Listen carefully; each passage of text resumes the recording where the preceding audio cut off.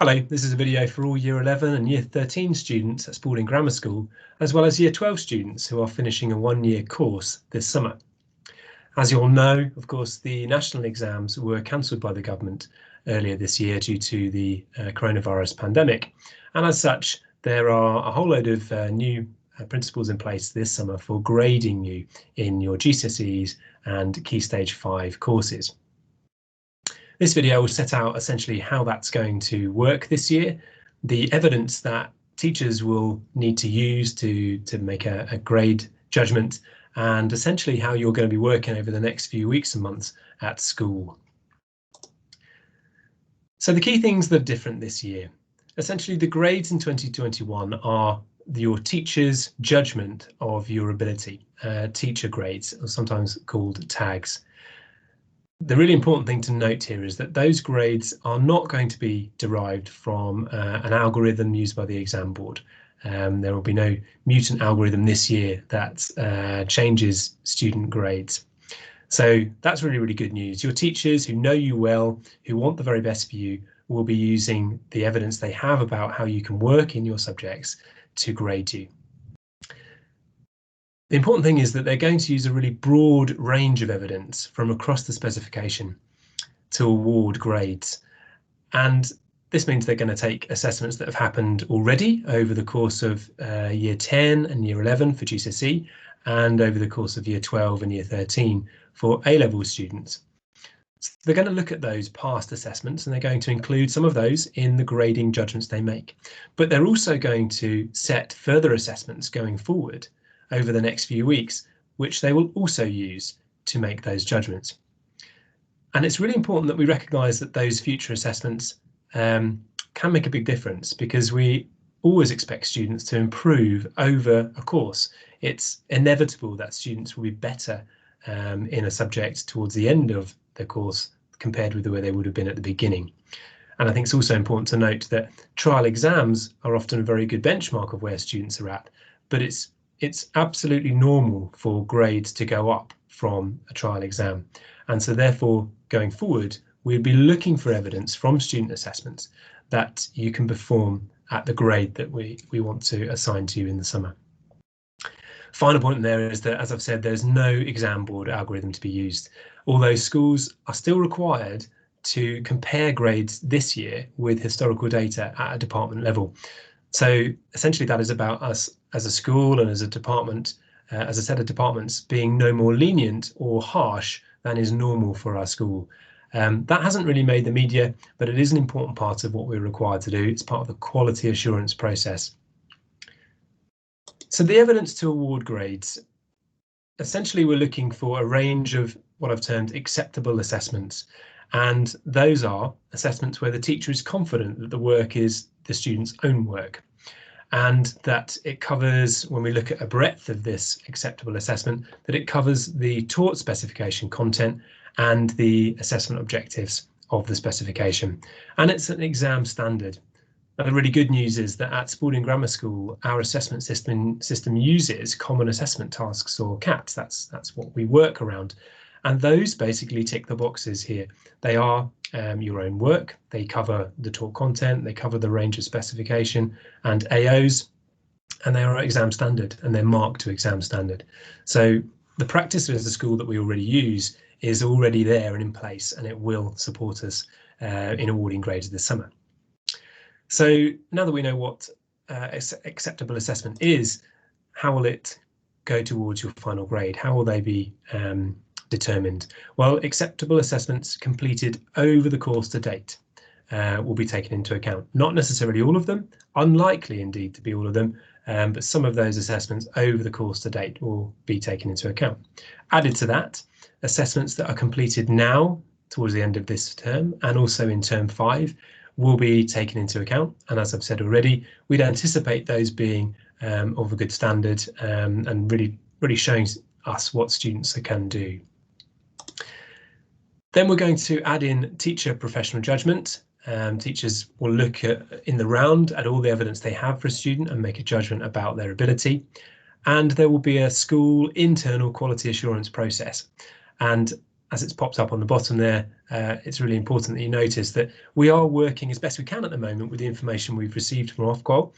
But there are still details, particularly about the expected quality assurance within school, that we're waiting for from exam boards, and those details are expected at Easter.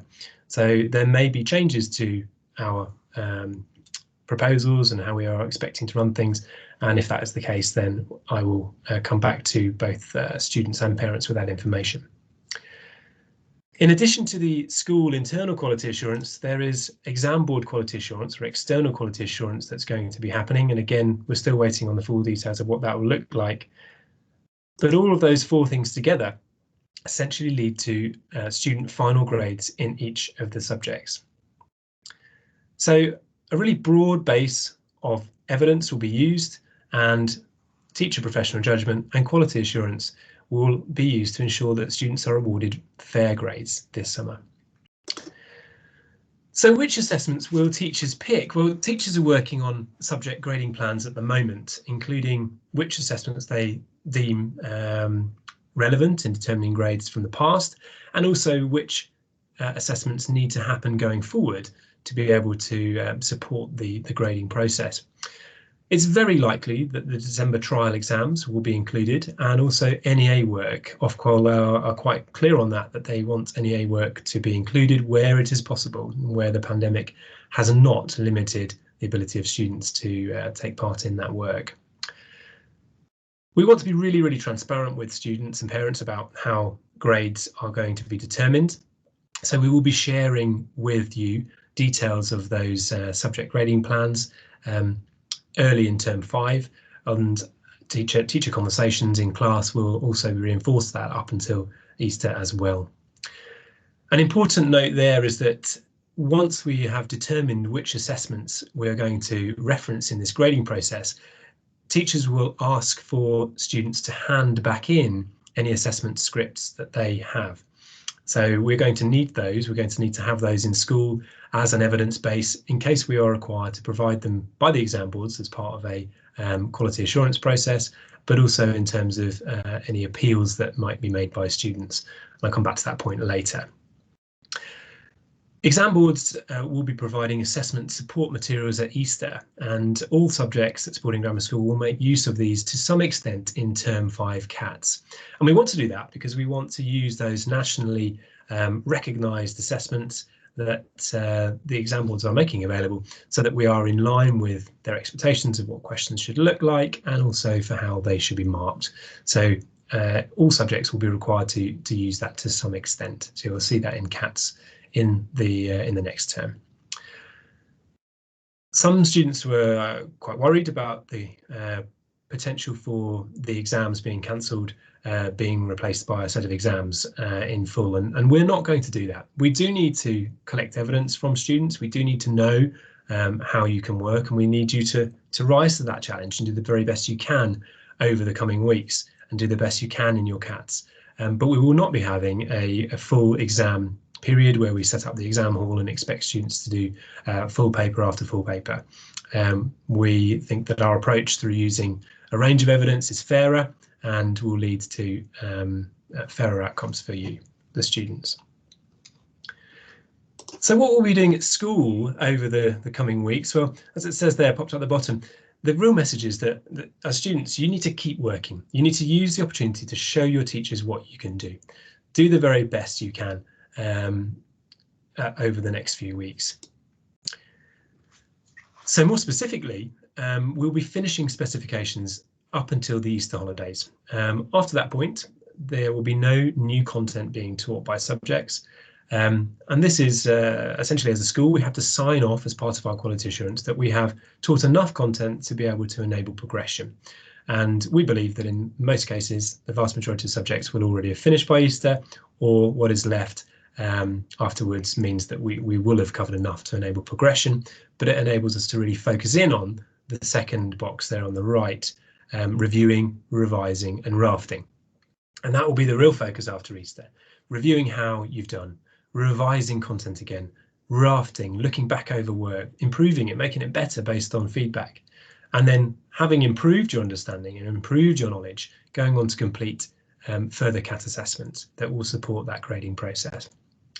The bottom right hand box is really important because over the coming weeks, it's imperative that students understand how they're going to be graded in subjects. This is about knowing which assessments will be contributing, and as we go forward, knowing about how to do the best you can in each of the assessments by following the feedback that's given to you. So our commitment to the students is we want the very best for you. We really do. We're here to provide the best education experience we can given the circumstances, and we are doing the very best we can to ensure that the grades you receive in the summer are fair. So work with us to help us to show you what you can do. Help us to get you there. We'll be transparent with students about the evidence base for grading, and we will take into account the impact of the pandemic on learning. Ultimately, though, if you are not happy with your final grades, as a student, you have the right to appeal. And this will be done through, initially you appeal to the school and we'll review whether or not there's been any data errors in the processing at school level.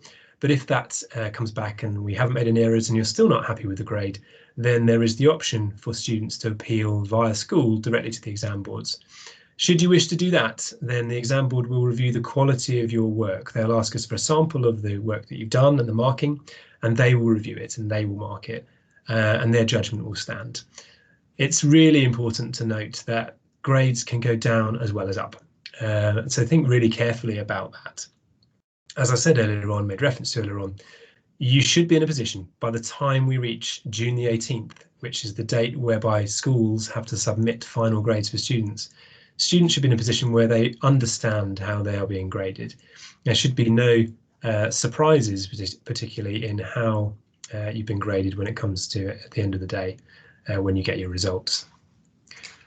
A final slide to leave you with is one that Ofqual have produced, and I think it just sets out very clearly and usefully all the things I've just said. There are a couple of additional pieces of information there, for example, about art and design, which is subject specific, which you can make reference to. And on the right hand side, those results days as well, the 10th and the 12th of August. And if you have any further information, want any further information, then you can obviously have a look on the Ofqual website, or of course contact us at school. Speak to the teachers, contact me, speak to me, and we will help you. Thank you very much.